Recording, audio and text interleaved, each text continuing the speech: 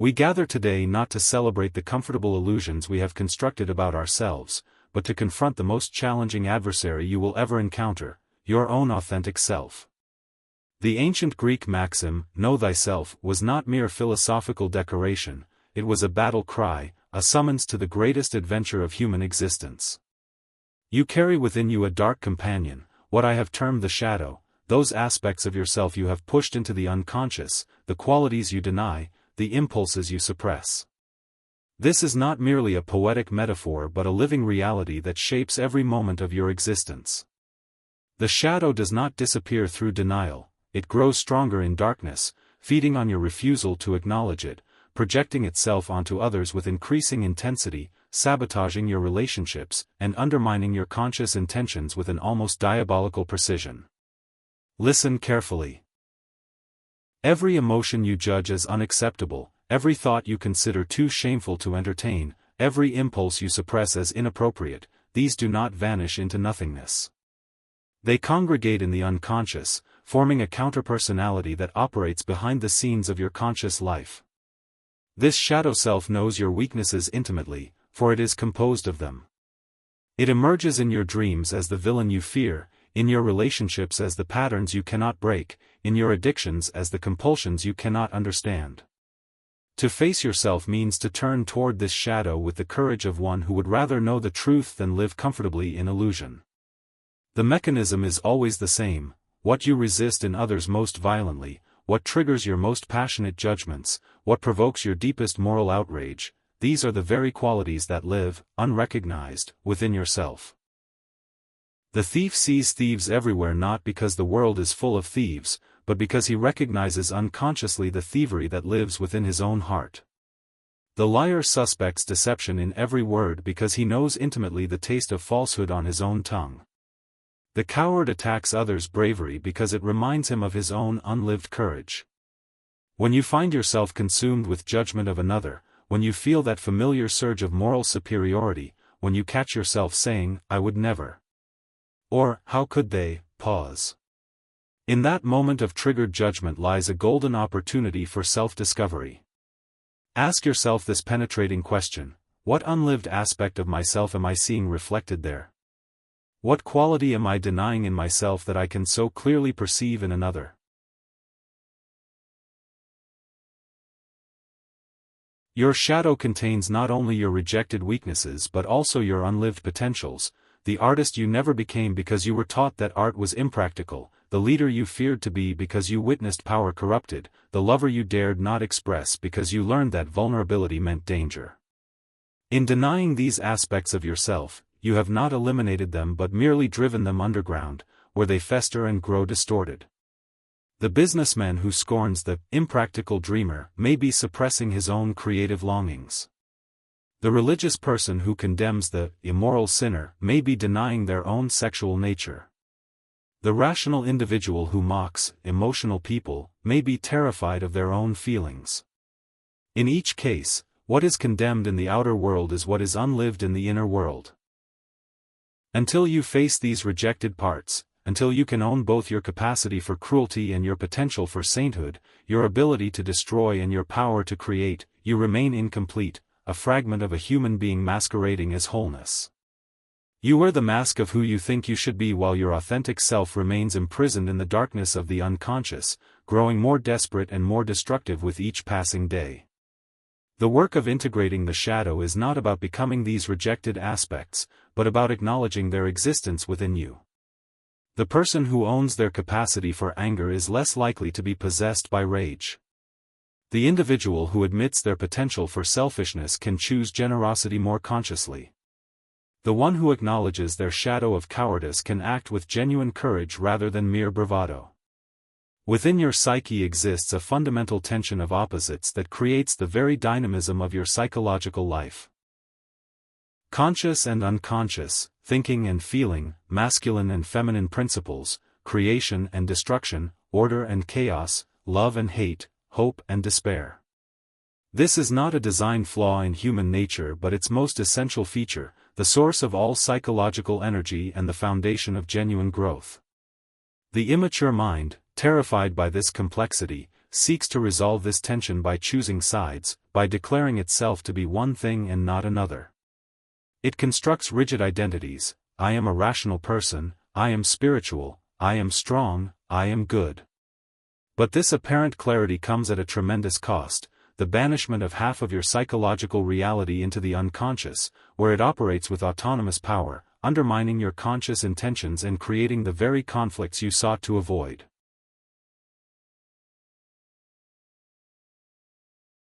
Consider the person who identifies solely with their rational, thinking function. They pride themselves on logic, dismiss emotions as weakness, and believe themselves to be objective observers of reality. Yet observe them closely: their supposed rationality is driven by unconscious emotional needs, the need to feel superior, the fear of vulnerability, the terror of being overwhelmed by feelings they cannot control. Their emotions, denied conscious expression, emerge in disguised forms: sudden rages presented as righteous indignation, manipulative behaviors justified as logical strategy, cold cruelty rationalized as objective necessity. Conversely, the person who identifies entirely with feeling, who claims to live purely from the heart, often displays an unconscious tyranny of emotion. They may manipulate others through guilt, demand that others accommodate their every feeling, or use their sensitivity as a weapon to control their environment. Their rejected thinking function emerges as unconscious prejudices, rigid dogmas disguised as intuitive truth, or intellectual arrogance that contradicts their proclaimed humility. You are not simply good or bad, strong or weak, rational or emotional, masculine or feminine, creative or destructive. You are the living, breathing, dynamic tension between these opposites.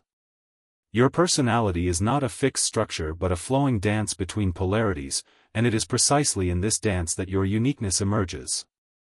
To face yourself is to acknowledge that you contain multitudes, that your contradictions are not flaws to be eliminated but the very source of your psychological energy and creative potential. The person who claims to be only light casts the darkest shadow precisely because they have refused to consciously integrate their darkness. The one who insists they are purely spiritual often displays the most unconscious materialism. The individual who proclaims themselves completely selfless may be driven by the most sophisticated forms of ego gratification. The one who declares themselves absolutely honest may be living the deepest lies about their own motivations. This is why authentic wholeness requires the conscious holding of opposites rather than their resolution. The sage is not someone who has transcended anger but someone who can be angry consciously, who owns their capacity for rage while choosing when and how to express it. The truly loving person is not someone incapable of hate but someone who acknowledges their capacity for destruction while consciously choosing creation. The genuinely strong individual is not someone without fear but someone who acts courageously despite their terror. When you attempt to live from only one pole of your nature, you create what I call an antiodromia, the unconscious swing to the opposite extreme. The rigidly controlled person eventually explodes into chaos. The perpetually nice individual harbors fantasies of destruction. The compulsively helpful person burns out into resentful withdrawal. The eternally optimistic soul crashes into profound despair. These swings are not accidents but psychological laws as reliable as gravity. True psychological maturity lies not in resolving these tensions but in consciously holding them, in developing what I term the transcendent function, the ability to contain opposites without being torn apart by them. This requires developing a center of consciousness that is larger than any single aspect of your personality, a witnessing awareness that can observe the play of opposites without being identified with either pole. Accept your contradictions. They are not evidence of weakness or confusion but the raw material of your transformation. The tension between your opposites generates the energy needed for psychological growth. Without this tension, you would remain static, a psychological fossil preserved in the amber of a single perspective. It is precisely because you contain the capacity for both creation and destruction, love and hate, wisdom and foolishness, that you have the potential for genuine choice and authentic transformation. You have been conditioned by a culture that treats suffering as an enemy to be defeated, pain as a problem to be solved, discomfort as a signal to seek immediate relief.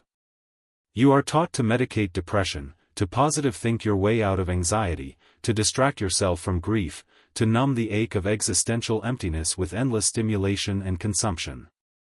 But I tell you this fundamental truth. Your neuroses, your symptoms, your psychological suffering are not malfunctions to be eliminated but messengers bearing the sacred map to your unlived life. Every symptom carries within it a profound intelligence, a wisdom that your conscious mind has been unable or unwilling to hear. Depression, that dark night of the soul that modern psychology rushes to pathologize, often signals that something in your life has died and needs proper burial, an old identity, a cherished illusion, a way of being that no longer serves your growth. The depressed person is often someone whose soul is demanding a death and rebirth that their ego refuses to undergo. They cling to what is already dead within them, and depression is the psyche's way of saying, let go. Something new wants to be born. Anxiety, that uncomfortable companion that drives so many to seek pharmaceutical escape, frequently points toward unlived possibilities demanding attention, toward potential that terrifies you precisely because it matters so deeply. The anxious person often stands at the threshold of their own becoming, paralyzed by the magnitude of what they might become. Their anxiety is not random electrical storms in the brain but the soul's urgent whisper, pay attention.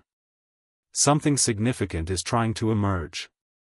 Your addictions, whether to substances, relationships, work, entertainment, or the endless scroll of digital distraction, reveal the sacred hungers you have been feeding with profane substitutes.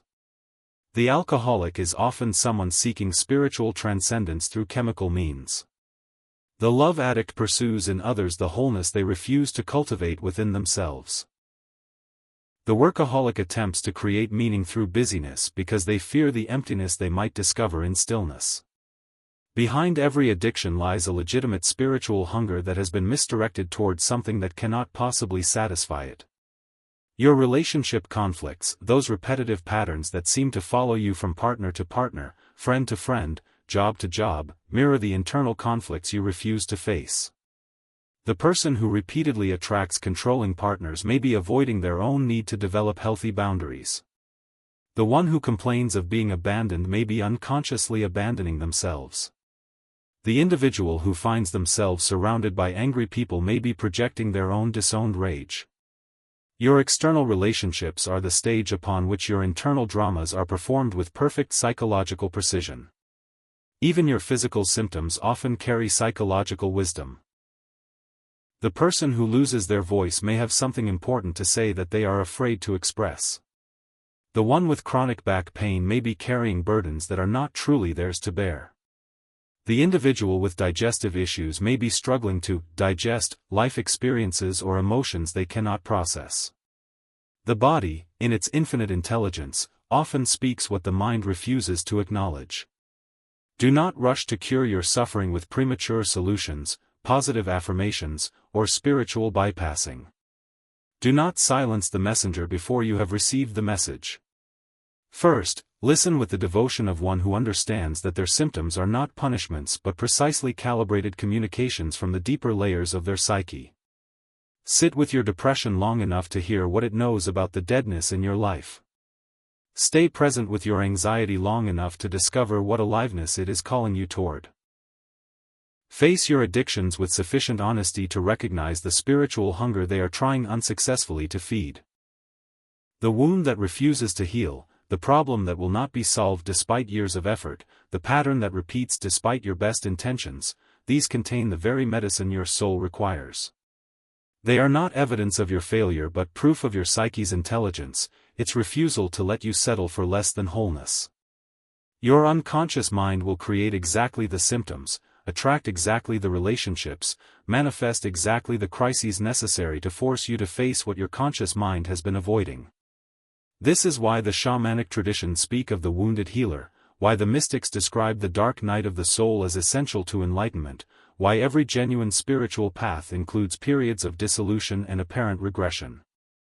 The breakdown that terrifies you may be the breakthrough your soul has been orchestrating for years, decades, perhaps lifetimes. Consider the alcoholic who finally hits bottom and discovers a spiritual path they never would have sought in their comfortable delusion. The person whose marriage collapses and who thereby discovers their capacity for independence and authentic self-expression. The individual whose career is destroyed who finally pursues their true calling.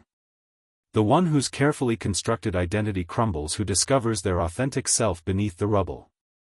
What appeared to be catastrophe reveals itself as necessary surgery performed by the psyche upon itself. Your suffering is not meaningless chaos but meaningful crisis, not random misfortune but purposeful initiation. It is your psyche's way of saying, the person you have been is not adequate to the life you are called to live. Something larger wants to be born through you, but first the old must die. The question is not how to eliminate your suffering but how to suffer consciously, how to allow your pain to transform you rather than merely torment you, how to let your wounds become the very places where light enters your soul. You are not meant to become what others expect of you, nor what society demands, nor what your parents envisioned, nor even what your conscious ego believes it wants. You are called to become who you truly are. This is the process of individuation, the central task of human existence, the sacred journey that transforms you from a collection of borrowed identities into an authentic, unified being. This is not a luxury for the privileged few but the fundamental responsibility of every conscious person, the debt you owe to existence itself. The first half of life, necessarily, is about adaptation, learning the rules, fitting in, developing the ego strength needed to function in the collective. You absorb the values of your family, your culture, your time. You learn to play the roles assigned to you, the good child, the successful student, the reliable employee, the dutiful spouse, the responsible parent. These adaptations are not mistakes but necessary stages, like the scaffolding that supports a building under construction. But there comes a moment, often in midlife, often precipitated by crisis, when the scaffolding must be removed if the authentic structure is to stand revealed. This journey toward your authentic self requires you to separate from the collective, to question not just the obvious conventions but the subtle, invisible assumptions that have shaped your entire worldview. You must examine the values you inherited without examination, the beliefs you absorbed through cultural osmosis, the dreams you pursued because they belonged to others rather than yourself.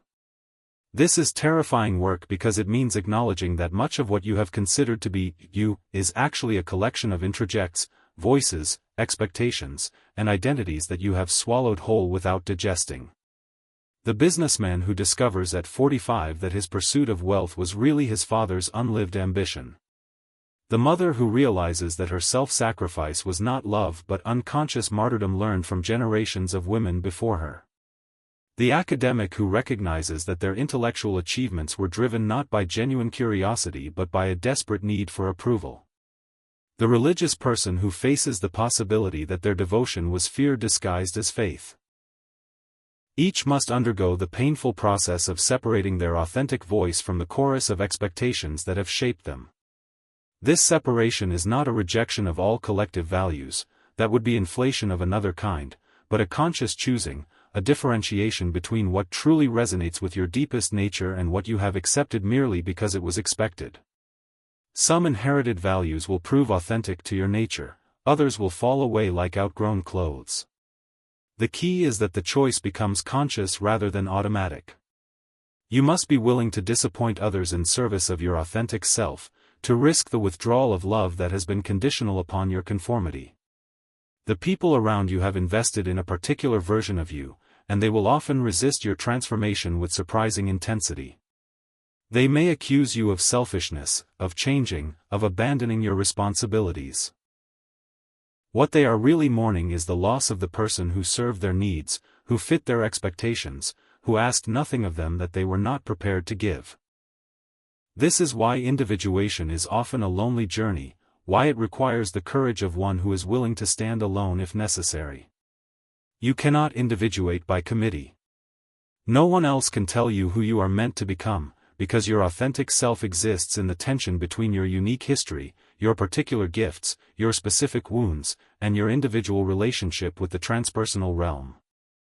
Others can support you, guide you, reflect your process back to you, but they cannot live your individuation for you. The journey requires you to reclaim your projections, those aspects of yourself you have placed onto others, making them carriers of your unlived potentials. The artist you admire may be calling you to your own creative expression. The leader you follow may be reflecting your own unlived authority. The teacher you revere may be showing you your own wisdom. The lover you idealize may be mirroring your own capacity for passion. Gradually, you must withdraw these projections, not to diminish others but to claim your own completeness. This process is not selfish in the conventional sense, it is the greatest gift you can offer the world. An individuated person contributes something genuinely unique, something that can only come from their particular combination of experiences, struggles, and insights. The world has enough copies, enough people living second-hand lives, enough individuals pursuing borrowed dreams. What the world desperately needs is your original contribution, the gift that can only come through you when you have become fully yourself. The individuated person does not seek to be different for the sake of difference but seeks to be authentic for the sake of wholeness. They are not rebels against convention but servants of their own deepest nature.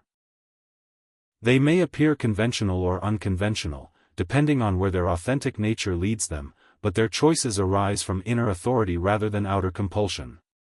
This journey never ends because you are always in relationship with forces larger than your individual ego, the collective unconscious, the archetypal realm, the transpersonal dimension of existence. Individuation is not the inflation of the ego but its proper relationship to these larger forces. You become an individual not by separating yourself from the whole but by finding your unique place within it, your particular way of serving the larger pattern of meaning that extends beyond your personal life. The goal is not to become someone other than who you are but to become more fully who you have always been beneath the layers of conditioning, expectation, and unconscious identification. You are not creating a new self but uncovering your original face, the one you wore before the world taught you who you should be. The goal of this profound inner work is not perfection but wholeness, not the elimination of your darkness but its conscious integration, not the transcendence of your humanity but its complete embrace. This distinction is crucial because the pursuit of perfection leads to a splitting of the psyche, a war against parts of yourself that can never be won, while the pursuit of wholeness leads to a marriage of opposites that creates psychological peace and authentic power. Wholeness does not mean becoming some idealized version of yourself, some spiritual fantasy of perpetual bliss and unconditional love. It means accepting and consciously integrating all that you are, your capacity for both creation and destruction, your potential for both wisdom and foolishness, your ability to love deeply and to hate intensely. The whole person is not someone who has eliminated their shadow but someone who owns it consciously, who can access their full range of human responses while choosing consciously which aspects to express in any given moment. Your wounds, your failures, your limitations, your neuroses, these are not obstacles to wholeness but its very foundation. They are the cracks through which light enters, the broken places that make you human rather than mechanical, the imperfections that create your unique beauty. The person who has never known depression cannot comfort others in their darkness. The one who has never struggled with addiction cannot understand the compulsive nature of human behavior. The individual who has never faced their own capacity for cruelty cannot offer genuine compassion to those who have acted on theirs. Integration means bringing together what has been split apart, creating conscious relationship between aspects of yourself that have operated in isolation or opposition. The rational person must learn to honor their emotions, the emotional person must develop their thinking capacity. The extrovert must discover their inner world, the introvert must engage with external reality. The spiritual seeker must embrace their earthiness, the materialist must acknowledge their spiritual longings. This integration is not a simple addition, like putting together pieces of a puzzle, but a complex alchemical process that transforms all the elements involved. When you consciously integrate your shadow, you do not become darker, you become more authentically powerful. When you embrace your vulnerability alongside your strength, you do not become weaker, you become more genuinely courageous. When you accept your limitations along with your potentials, you do not become smaller, you become more realistically effective. The integrated person can be angry without being possessed by rage, sad without drowning in sorrow, afraid without being paralyzed by terror, joyful without being manic in their enthusiasm. They have learned to experience the full spectrum of human emotion without being identified with any particular state. They know that emotions are weather patterns in the sky of consciousness. They arise, they serve their function, and they pass away. This integration extends beyond personal psychology into your relationship with the collective and the transpersonal. The whole person recognizes that they are simultaneously an individual and part of something larger, a family, a community, a species, an ecosystem, a cosmos. They can stand alone when necessary without falling into isolation. They can merge with others without losing their identity. They understand that true individuation paradoxically makes them more capable of genuine relationship, not less. When you face yourself completely, shadow and light, strength and weakness, conscious and unconscious, you make a profound discovery: you are both smaller and larger than you imagined. Smaller because you release the inflated ego that sought to be special, superior, different from other humans in some fundamental way. You discover that your problems are not unique, your struggles are part of the human condition, your pain is shared by countless others. This deflation of ego grandiosity is initially humbling but ultimately liberating. You no longer have to carry the impossible burden of being more than human. Simultaneously, you discover that you are larger than you imagined because you connect with the archetypal depths that make you part of the eternal human story. Your personal struggles take on transpersonal meaning. Your individual journey reflects universal patterns. Your particular wounds and healings contribute to the collective evolution of consciousness. You realize that your life is not just your own private drama but a unique expression of the larger drama of existence itself. The whole person becomes a bridge between opposites, between conscious and unconscious, individual and collective, personal and transpersonal, human and divine. They do not resolve these tensions but hold them creatively, becoming a living synthesis that points toward new possibilities for human consciousness. They embody what is possible when a human being fully inhabits their humanity rather than trying to escape it. This wholeness is not a final achievement but an ongoing process, a dynamic equilibrium that requires constant attention and adjustment. Like a skilled sailor who must continuously adjust their sails to work with changing winds, the integrated person must constantly rebalance their relationship with their various aspects as life presents new challenges and opportunities. The whole person is not perfect but complete, not invulnerable but authentic, not beyond human struggles but engaged with them consciously. They have made peace with their contradictions and discovered that their imperfections are not bugs in the human program but features, not obstacles to overcome but raw materials for ongoing creation. They have learned the secret that the mystics have always known.